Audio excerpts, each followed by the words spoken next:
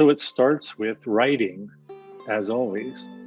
A couple years ago, I was here actually in Portland, Oregon, and I found myself waking up in the morning and writing poetry. And they were very strange poems, and I wasn't quite sure, uh, first of all, what they were, where they were coming from, and why I was writing them, which is, I think, something that artists in general uh, deal with all the time, just because what is it that leads to the creation of new work? Where does it come from?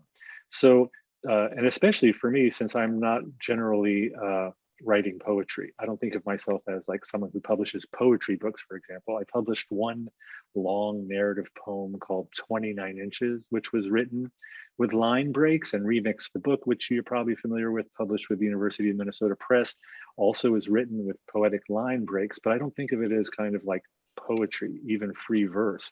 But these were poems and they were coming out every day and I couldn't figure out why, and they were just there. So I sat on them for a few months. Then later in the year, uh, I was now back in another place that I spend time in, Hawaii, and I started writing something new. And I started writing about artificial, at first, artificial general intelligence. But as I was teasing out these ideas about what an artificial general intelligence might be, I started revisiting those questions about writing the poetry in the previous summer and asking myself, where does it come from? And I realized that there was something kind of potent there that was worth investigating.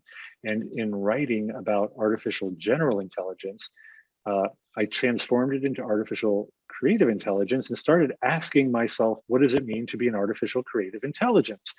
And I was writing it in another voice. In other words, it wasn't the voice of a scholar, it was the voice of an ACI, like an avatar other. And so now all of a sudden, at the end of my time in Hawaii, I had two kind of, you might call them clusters of texts. One was poetry, and the other was the voice of an ACI, like a persona, a character that I called the ACI, that was doing a kind of self-reflexive investigation of what it means to be an ACI. And in that voice, I was obviously putting a lot of my creativity and thoughts about creativity into what an ACI could be. And so those two worlds started meshing together, those two texts, into what I might call like a kind of a critical media poetics. And I decided that what I was really doing, because the work, as you know, it kind of makes itself over time and invents itself over time.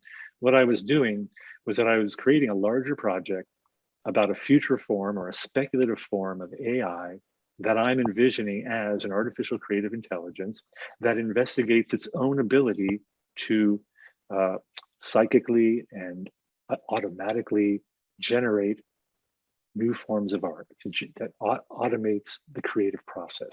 And so then that led into the development of the other aspects of the project, which we can get into, which is the 3D avatar, the voice cloning, the performance captures, etc., so that you end up with this, let's call it metafictional doppelganger, modeled after Mark Amerika, that goes by the ACI, that I now engage with and interact with in live performance, but also through my own research and theory that's going to appear in the book titled My Life as an Artificial Creative Intelligence, which will come out in the spring as the initial title in the new Sensing Media series at Stanford University Press.